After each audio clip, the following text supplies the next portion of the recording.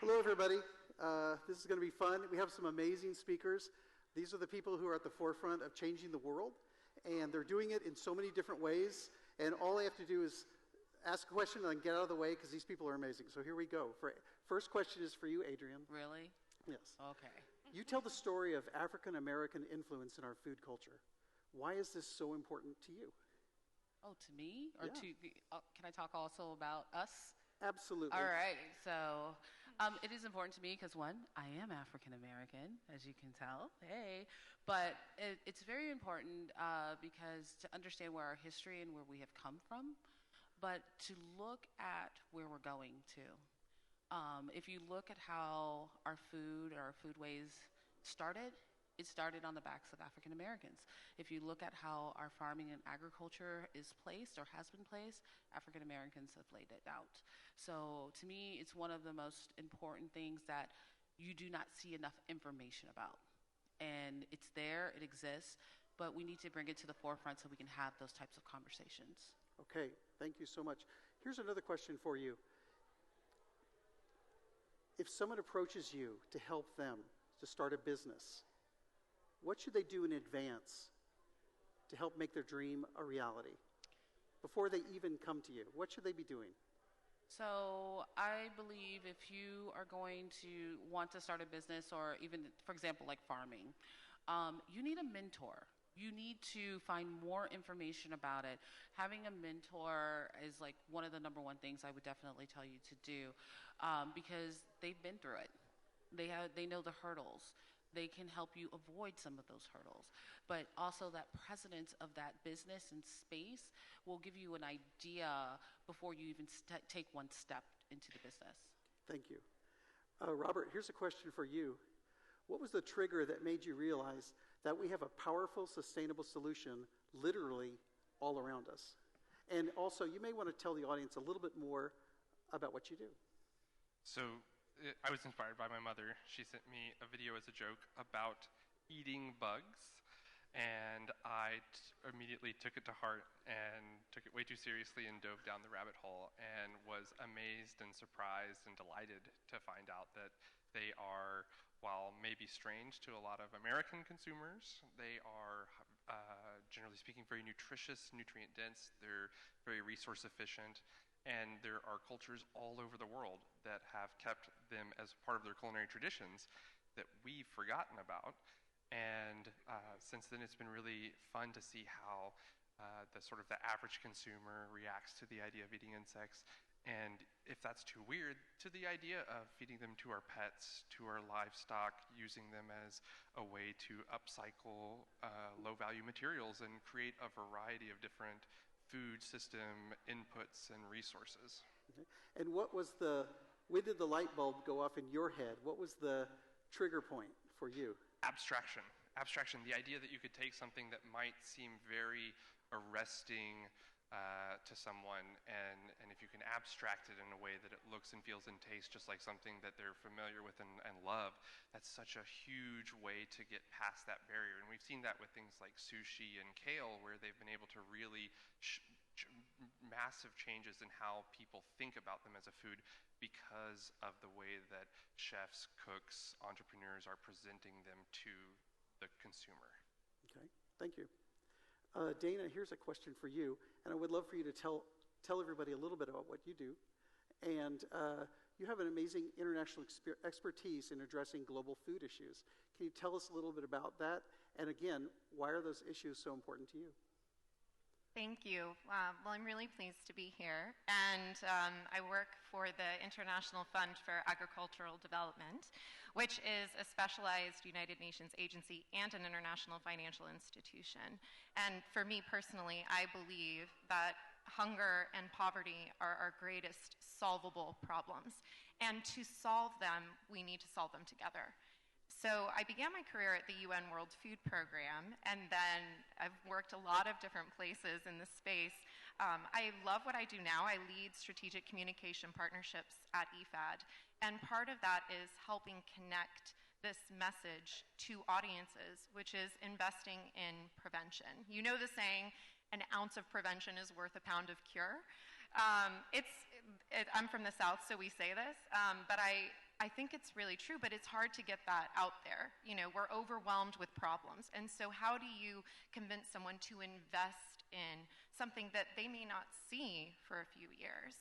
So we know, we have the data that says $1 invested in resilience leads to up to at least $10 in prevention of emergency aid.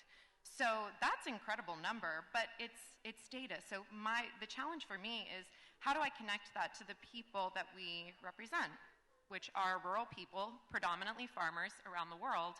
And I think that if it's just putting yourself in their shoes, would you hope for a parachute from the sky, or would you want to have the investment in tools, technology, and finance? So to me, it's a real privilege to get to represent those people and to be here today. Thank you.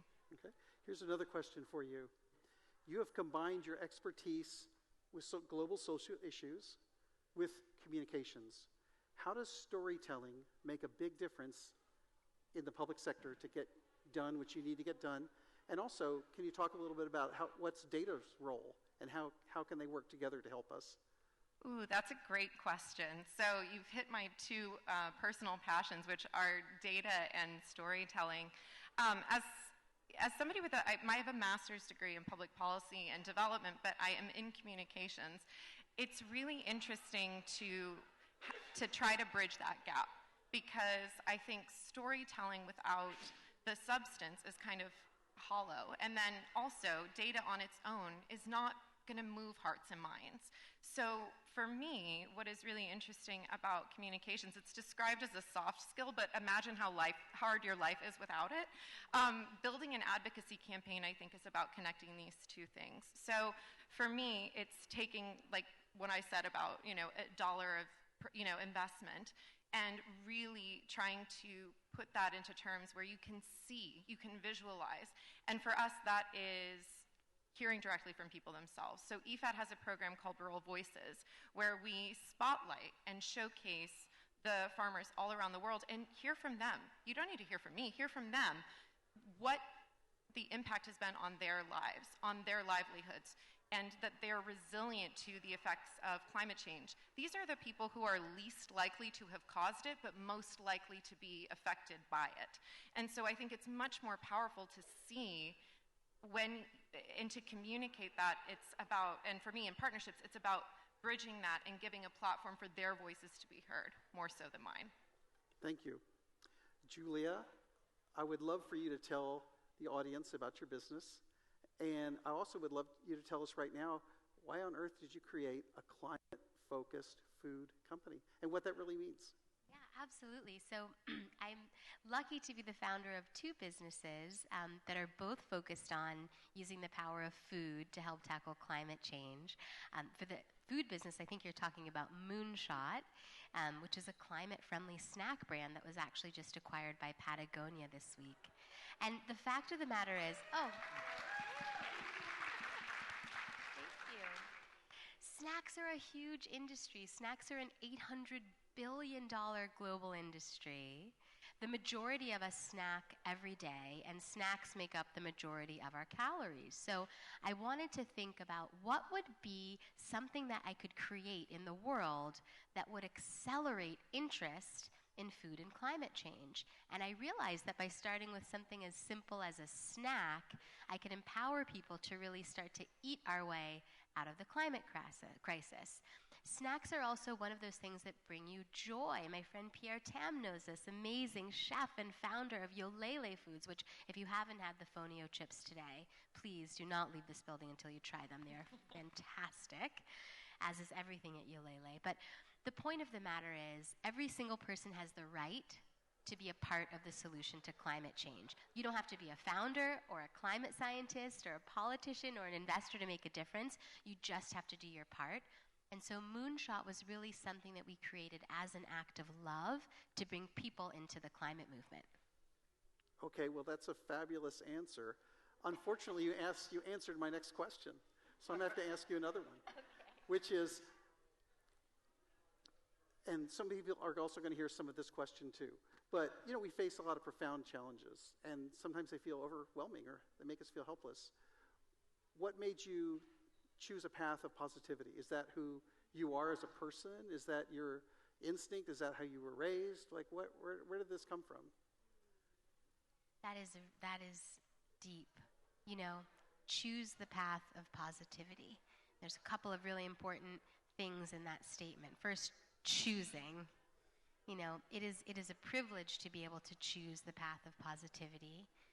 It is very much the case that I was born into a lot of love privilege, first and foremost, from my parents and my grandparents and my community that poured into me.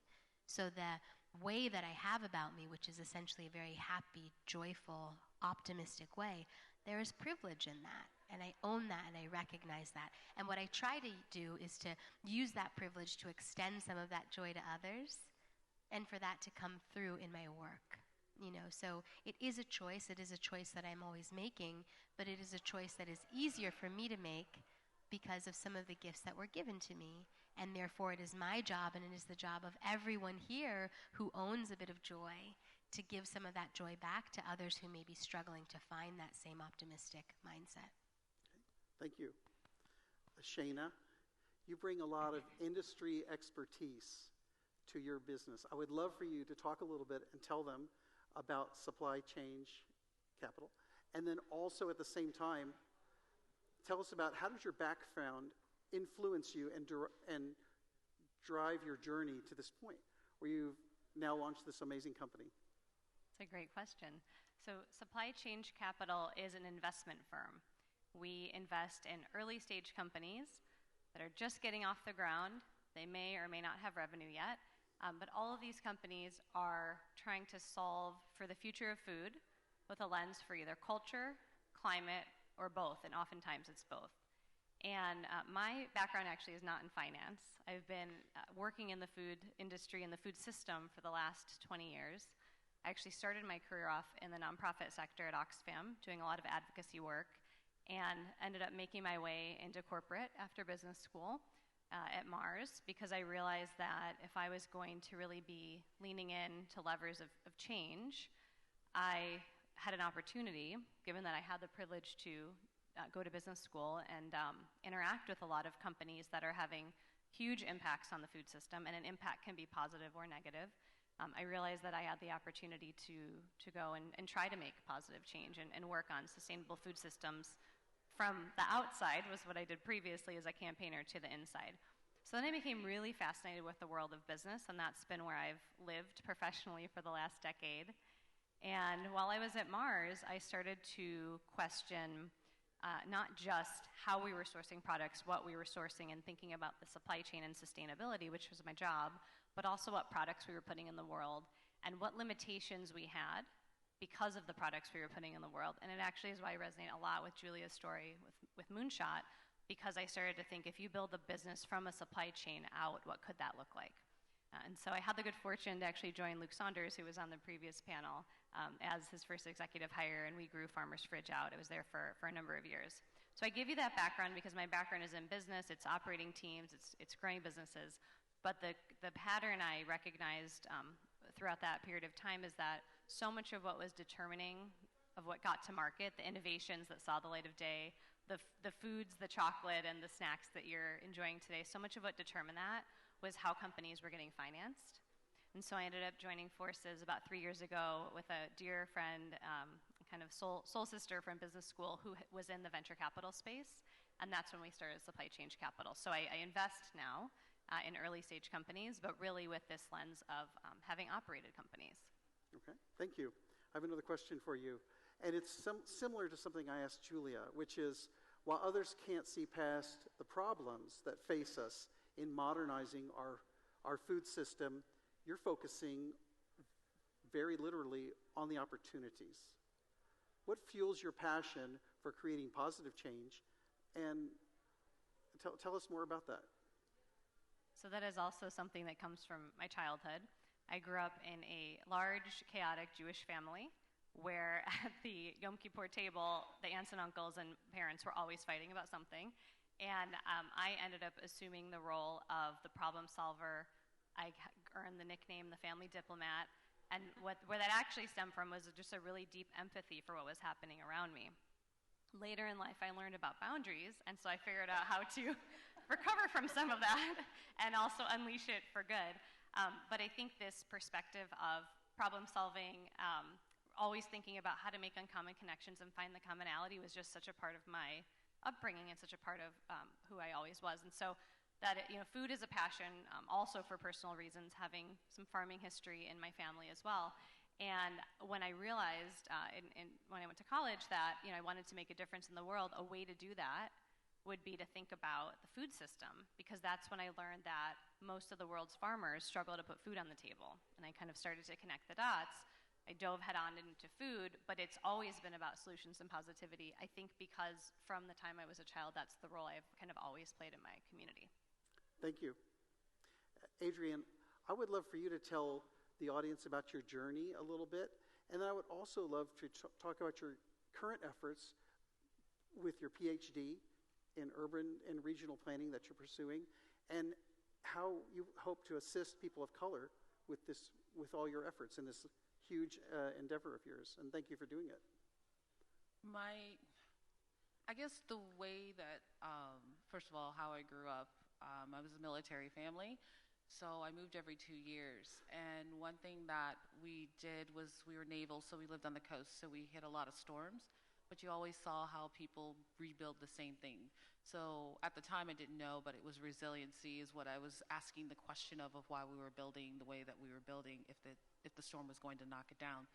So I proceeded to go to architecture school, where I got my bachelor's and master's in architecture.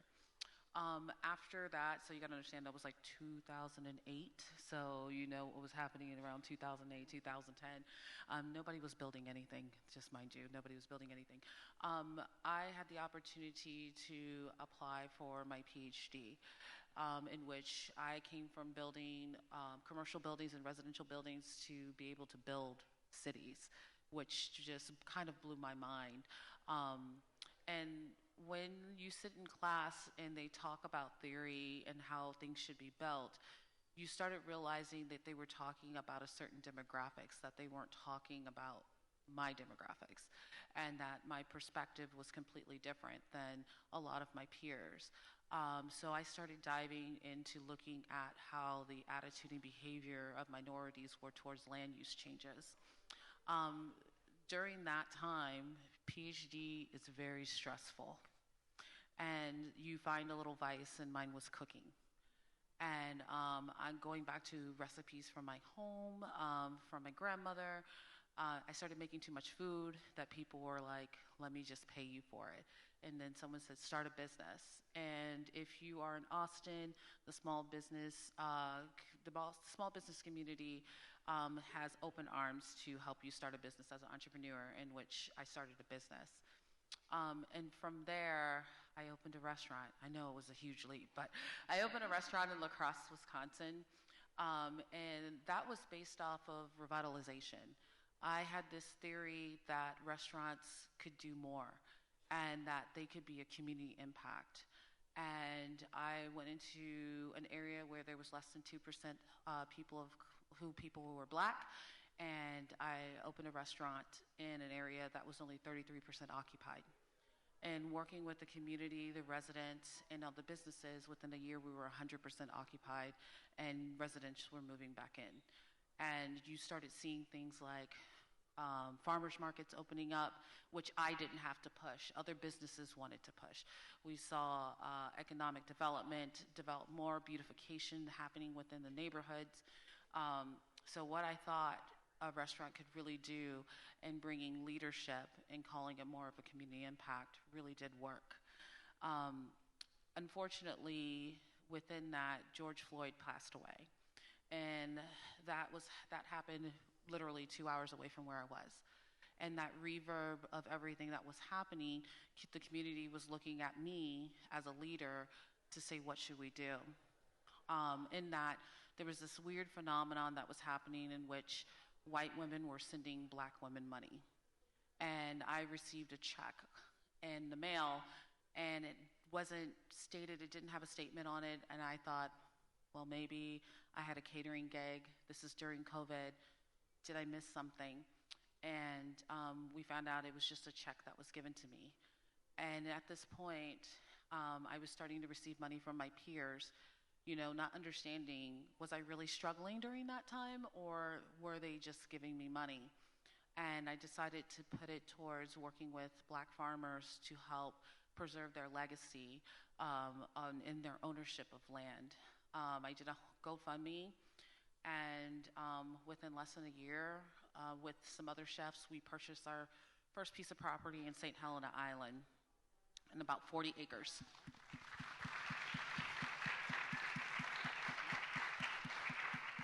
And the Maloma project is going to be used to help preserve and archive information for Black foodways and for Black agriculture. In fact, I just came back from Cameroon yesterday for this, but we just took a set of about 30 Black chefs to Cameroon to understand in the preservation of farming and culinary work. So for me, this is like a dream come true for being a chef, that we go beyond the line, and our importance to food, which I call we are the second to the last touch, because we touch the food probably the longest. We manipulate the food, we tell a story, we create a narrative, and we also persuade you to eat this food. And so this is very important for us to really understand our responsibility and our point in the world when it comes to climate change, and when it comes to agriculture, and when it comes to land ownership, and when it comes to our food policies. Thank you.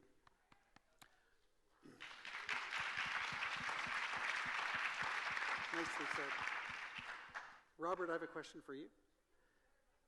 What would be the most amazing thing you could think of in terms of the impact that your program has made in 10 years? And what would you love to see happening in 10 years?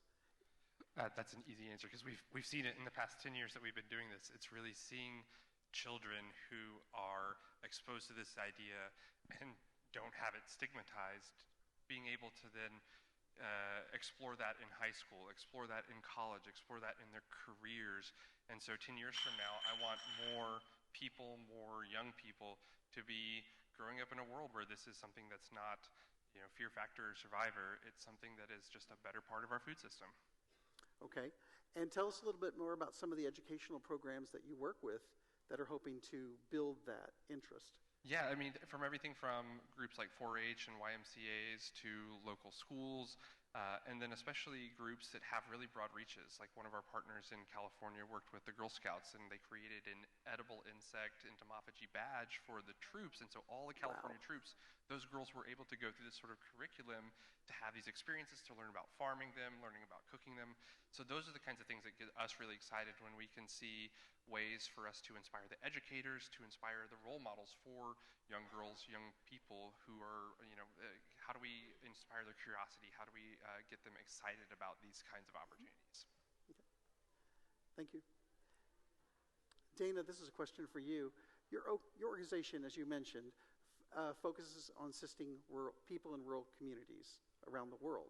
The scale of the program is amazing and seems profoundly difficult. Why is this group so important, and how on earth do you people make it happen? Because I know you're having success in a lot of different areas in different ways. So could you talk a little bit about that? Thank you for the question. So I think one of the things about EFAB that is so powerful is that we are working on a problem that is really complex, but it really moves you. When you hear from rural farmers who have been hit by climate change. Like, I went to Nairobi last fall, and I got to speak to communities that had not only been hit by climate change, they'd been hit by COVID, and they'd been hit by a cholera outbreak.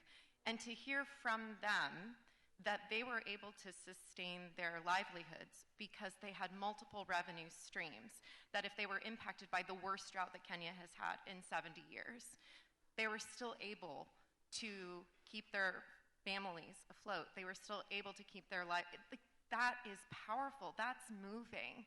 And so when I think it's it's hard, right? We live in this society where everything is instant, and you can doomsday scroll on Twitter, and you can feel really overwhelmed by the number of problems.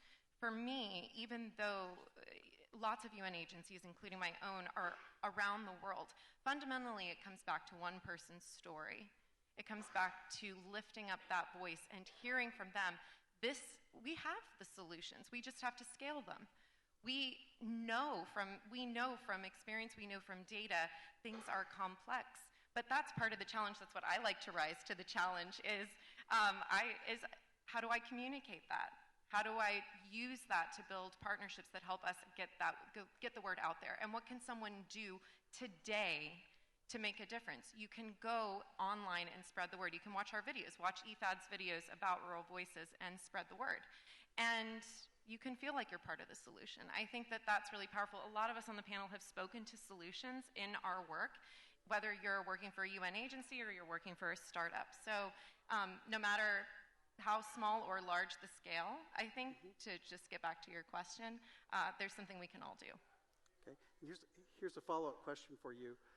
When we read the news and however we get it, we read about all this division in the world. But you're a group that works. It combines people from all over the world and going to different countries all over the world and working together.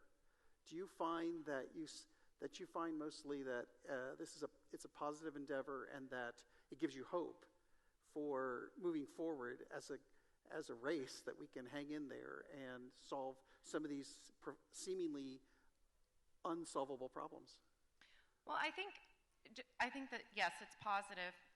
At the same time, we have to look at the fact that these are tough times, and we're seeing a decline in investment in development, and we're seeing the bill for emergencies and aid never being higher. So we also do still need to put, I think, some pressure to invest in development. It's not always easy because we want to see the answer. We want to see that effect tomorrow. Like I said, we live in this kind of instant society. But I think that, EFAD has a campaign right now called It's a New Day, and it's a positive. It's a positive world if we invest today. This is what's possible if we invest today. So I think it's important to balance those concepts. It's not just sunny optimism without substantive policy and investment. And I've said probably investment so many times now, I've given myself bingo and I'm out. But thank you for the follow-up question. Julia, here's a question. I saw something on your website that I don't see very often. And you invited other companies to learn how they can combat climate change. So you're reaching out to other companies that may be related to you and can partner with you or not, because you want to help other companies as well. What was the impetus for you to want to connect with these companies? And then I'll have a follow-up question after that. So putting on my hat as the founder and CEO of Planet Forward, which is a software company that helps consumer businesses to improve their environmental impact, that is the work that I do. My entire role within that organization is to help companies do better on standing up for the planet. I especially love working with food and beverage companies because, as you guys probably know, about a third of global greenhouse gas emissions come from food systems. 70% of our water usage comes from food systems. And the beautiful thing about that, as scary as those percentages may be, is that not only can we reduce the amount of greenhouse gases and the amount of water usage related to food, food systems really can help us to heal the planet. Food systems can create healthy soil that's nutrient dense and better for our bodies. And so what I'm trying to do when I'm working with these companies is help them to understand, where are they? What's causing their impacts, and how can they do better? One of the things that's very interesting within my field is the change in agriculture. Some people call this regenerative agriculture. What I really like to think of it is as a return to indigenous principles of being connected to the land and really trying to understand how we can begin to move toward a more native-centered approach to the way that we manage our food systems. Regenerative agriculture is a trendy word right now, but it is not a new philosophy. It is actually an indigenous philosophy that's trying to find its new meaning. And I'm really trying to help companies understand how they can rethink the way that they're producing food to help reduce their impact on the planet. Okay. Awesome. Can you give us an example of one of the successful partnerships and the outreach and with one specific company? Oh, sure. Have all of you had a chance to check out Meaty while you're here? They've got some fantastic activations, this wonderful mushroom-based alternative protein. So Meaty is a partner of ours. Blue Apron is a partner of ours. Numi Tea is a partner of ours. I could go on and on. What's so fabulous about these companies is that they touch hundreds of millions of consumers, and in doing so are not only helping to do their part in reducing their own emissions, they're also empowering consumers to stand up for the planet. Excellent. Thank you. Okay, Shayna, I've been dying to ask you this all day long, so here we go.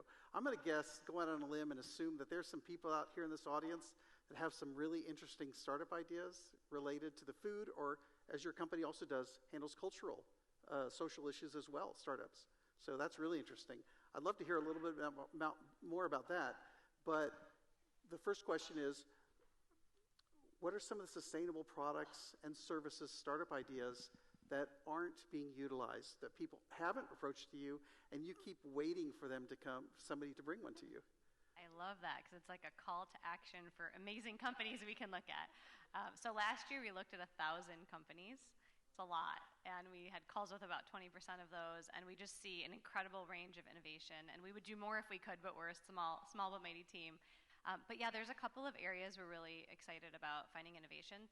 One is in the cold chain space, and we particularly love to back founders of color and female founders. We're 2 women investors, and my co-founder is Latina, and we are very passionate about surfacing solutions from everybody around the table. And we have been challenged in finding cold chain solutions, and particularly those led by diverse founders. So that is one. Cold chain is important it's a really important a tactic to combat food waste and also foodborne illness. So we need to keep our food cold throughout the supply chain. So that's a big one. And then another is in logistics technologies. How do we get goods from place to place? Because it's a really actually interesting workforce opportunity. There are thousands of, if not hundreds of thousands of truckers and long-haul drivers and short-haul drivers, and just all this movement happening around the country to get our food to us. And we can think of just the Uber driver that brought our Uber Eats meal, but obviously there's so much before that. And so we're also looking for innovative technologies in the logistics technology space, which could be software tracking, it could be integrated with a hardware solution. We've just seen a lot of need in the space, and so we're really excited to find founders that are innovating there. And there's, so many other things, but those are 2 top of mind. Okay. What's really interesting about this panel is that there are some seemingly very different endeavors, but actually there's a lot of things that y'all share. There are commonalities that I'm hearing go over and over in terms of ideas, about bringing ideas and such. And here's a follow-up question for you that I also asked Adrian, and that is, how should someone who has a sustainable idea, a startup idea, what should they do beforehand, before they reach out to you, before they send that email, before they pick up the phone or send you that text? What should they be doing beforehand? That is a really awesome question. I love it. So we are all about access to investors. So we have a form on our website you can fill out if you don't know us and tell us about your idea. Because I think part of this industry is it's just like behind closed doors and behind a curtain, and how does it work? And I feel that every day as we're raising money for our fund, trying to unpack that. So we try to be open, for anybody to approach us, and also to recognize that we all have bias. So let's recognize it and surface it. So, there's so much research on how we're more likely to have people in our community, hire people that are within our networks, and who is within our networks? It's people we grew up with in our communities. And so for us, it's just really important that we have alliances and we're in community with all sorts of people so that we can really surface these ideas. And one of the most important things is, when you are pitching an investor, you usually don't have a lot of time. Julia actually should be the one giving the tutorial on this. She does it brilliantly. And what is really critical is to be really clear on what is the pain point you're trying to address, and what is the solution you're bringing to the table, and who is it for?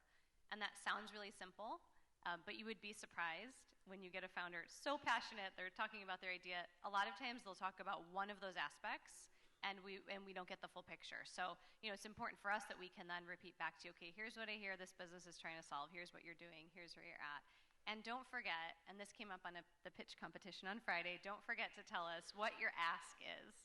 I'm looking for money, an introduction, a network, advice, guidance. Always make sure you have the ask, because you never know what's going to come from that. Thank you. Adrian, what is your dream? Where do you want to be, and where do you want your community to be in 10 years? I want to be in Costa Rica. I want to be on vacation. In 10 years, I really have thought about that question. Before, like, where do I want to be in 10 years? I want to be out of a job. I don't want to have to be the advocate. I want the solution to already exist, right?